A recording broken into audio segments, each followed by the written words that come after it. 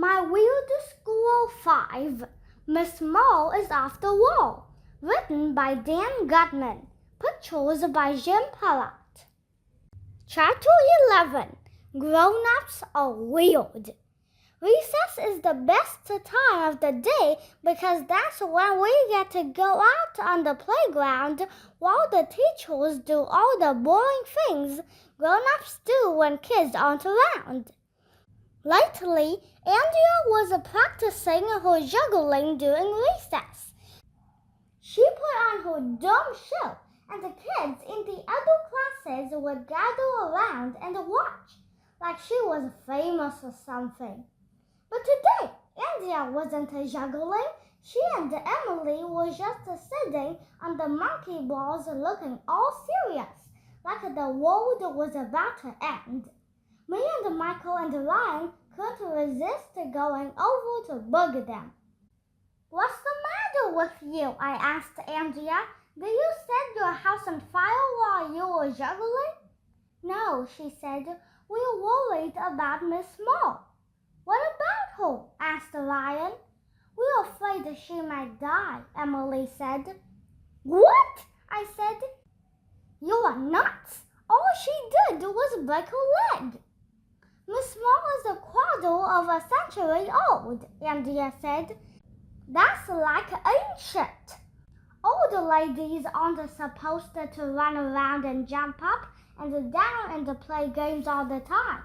Older people are supposed to sit around talking about the weather and eating and reading the newspaper and complaining about the kids today and telling us to be quiet. Miss Mole doesn't do any of those things. She's like a big kid. She grew tall, but she never grew up." "My dad is a doctor," said Emily. "He told me that when old people fall down, they can get hurt really badly. They can even die." "Wow, I didn't know that. If Miss Mole dies, it will be our fault," Andrea said. For a while, nobody said anything. Maybe Andrea was right for once in her life. "We've got to do something," said Emily. "We should talk to her," Andrea said. "We need to tell her she has to grow up and act mature like other adults." So all of us, me, Michael, Ryan, Andrea, and Emily, went around the school to the gym. We figured that's where Miss Mole would be during recess. "Shh," Andrea said as we snuck around the corner. "If Principal Klotz catches us, we could be in big trouble." Me and Michael and Ryan got down on our hands and knees and pretended to be undercover agents on a secret police mission. It was cool. Finally, we reached the back door to the gym. "We may have to pick the lock like they always do in police movies," Ryan whispered. Then they run inside and shout, "Freeze, dirtbags!" "No," Michael said. "In the movies, they kick the door in with their feet and shout, 'Freeze, dirtbags!'" "No, they don't," I told them. "They use bombs to blow the door off the hinges. Then they run inside and shout, 'Freeze, dirtbags!'" "Maybe the door isn't even locked," Emily said. "The door is always locked, dumbhead," I said. "Why else would they have to blow it off the hinges?" Andrea put her hand on the doorknob and turned it. And you know what? The door opened. Me and Michael and Ryan ran inside the gym, just like they do in all the police movies. "Freeze, dirtbags!" we shouted. And there in the gym was the most amazing sight any of us had ever seen. All the grown-ups who work in the school were there, every one of them, and they were going crazy. Mr. Klotz, the principal, was doing the chicken dance. Our teacher, Miss Daisy, was playing hopscotch. Mrs. Rupee, our librarian, was hula hooping. Miss Hannah, our art teacher, was jumping rope. Miss Mall was clapping her hands and singing that annoying hillbilly music.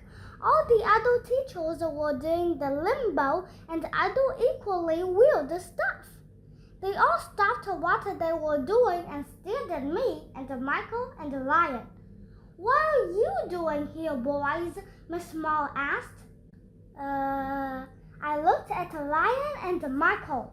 They were doing that whistling thing you do when you wanted to pretend you didn't do anything wrong. I didn't know what to do. I didn't know what to say. I had to think fast. "The question is, what are you doing here?" I asked. "Why aren't you all sitting around talking about the weather and eating and drinking coffee and reading the newspaper and doing other grown-up stuff?" "We're having fun," Mr. Kratzer said. "Why should you kids have all the fun?" said Miss Daisy. "Yeah, we want to play too," Mrs. Rupee said. "This is the only time we have all day to relax," said Miss Hannah. "Yeah," said all the other grown-ups. "Lighten up." Grown-ups are weird. Me and Michael and Ryan ran out of there as fast as we could and went back to the playground. I hoped that Miss Daisy wouldn't tell my mom and dad that I called all the grown-ups at our school dirtbags.